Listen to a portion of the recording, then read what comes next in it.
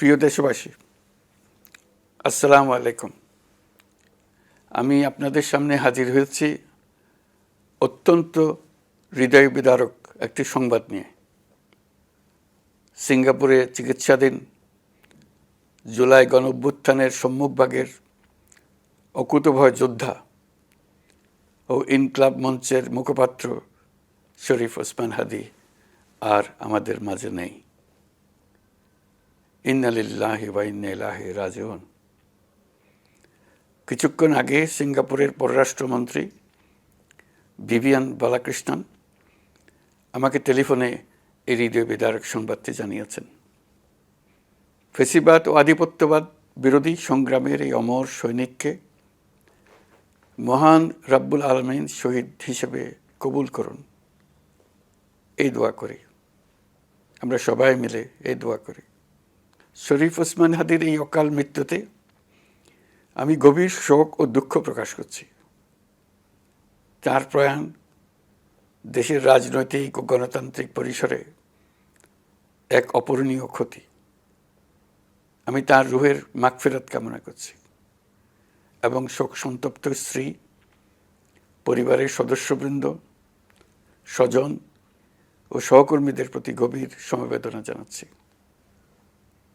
শহীদ ওসমান হাদীর স্ত্রী ও একমাত্র সন্তানের দায়িত্ব সরকার গ্রহণ করবে। শহীদ শরীফ ওসমান হাদীর অকাল মৃত্যুতে আগামী শনিবার একদিনের রাষ্ট্রীয় শোক ঘোষণা করছি। এই উপলক্ষে শনিবার দেশের সব সরকারি, আধা সরকারি, স্বায়ত্তশাসিত প্রতিষ্ঠান, শিক্ষা প্রতিষ্ঠান সহ সরকারি বেসরকারি ভবন এবং বিদেশে বাংলাদেশ মিশনগুলোতে জাতীয় পতাকা অর্ধনমিত থাকবে। একই সাথে আগামীকাল শুক্রবার বাদ জুমা দেশের প্রতিটি মসজিদে শহীদ ওসমান হাদীর রুহের মাগফিরাত কামনায় বিশেষ দোয়া ও মোনাজাতের আয়োজন করা হবে। আপনারা তাতে শরীক হন। অন্যান্য ধর্মের উপাসনালয়গুলোতেও আয়োজন হবে বিশেষ প্রার্থনার।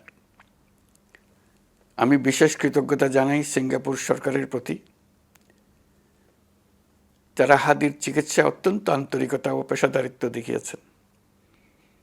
বিশেষ করে সিঙ্গাপুরের পররাষ্ট্রমন্ত্রী ভিভিয়ান বালাকৃষ্ণন, যিনি একই সঙ্গে একজন বিশিষ্ট চিকিৎসক, তার প্রতিও তিনি নিজে হাদীর পরিচর্যা করেছেন, আমাকে নিয়মিত চিকিৎসা সম্পর্কে খোঁজখবর দিয়েছেন।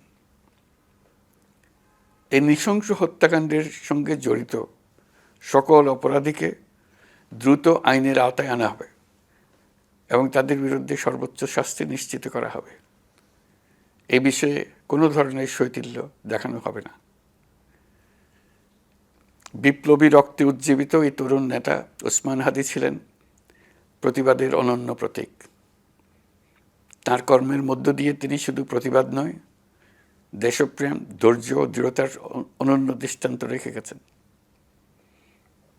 আমি দেশের সকল নাগরিকের প্রতি আন্তরিক আহ্বান জানাচ্ছি, আপনারা ধৈর্য ও সংযম বজায় রাখুন। আইনশৃঙ্খলা রক্ষাকারী বাহিনী ও সংশ্লিষ্ট সংস্থাগুলোকে পেশাদারিত্বের সঙ্গে তদন্ত কার্যক্রম পরিচালনা করে সুযোগ দিন। রাষ্ট্র আইনের শাসন প্রতিষ্ঠায় সম্পূর্ণরূপে প্রতিশ্রুতিবদ্ধ। আমি আবারও স্পষ্টভাবে বলতে চাই, ওসমান হাদী ছিলেন পরাজিত শক্তি ফ্যাসিস্ট সন্ত্রাসীদের শত্রু। তার কণ্ঠ স্তব্ধ করে বিপ্লবীদের ভয় দেখানোর অপচেষ্টা সম্পূর্ণভাবে ব্যর্থ করে দেন। ভয়, সন্ত্রাস কিংবা রক্তপাতের মাধ্যমে এদেশের গণতান্ত্রিক অগ্রযাত্রা কেউ থামাতে পারবে না। আমরা এখন গণতান্ত্রিক উত্তরণের চূড়ান্ত পর্যায়ে উপনীত হয়েছি। শহীদ হাদী ছিলেন এই প্রক্রিয়ার অবিচ্ছেদ্য অংশ। তার একান্ত ইচ্ছা ছিল আসন্ন নির্বাচনে প্রতিদ্বন্দ্বিতা করে নতুন বাংলাদেশ বিনির্মাণের পরবর্তী ধাপে সক্রিয় ভূমিকা রাখা। অত্যন্ত দুঃখের বিষয়, তার এই মহতী ইচ্ছা অপূর্ণ রয়ে গেল। তার স্বপ্ন বাস্তবায়নের দায় আজ সমগ্র জাতির কাঁধে ন্যস্ত।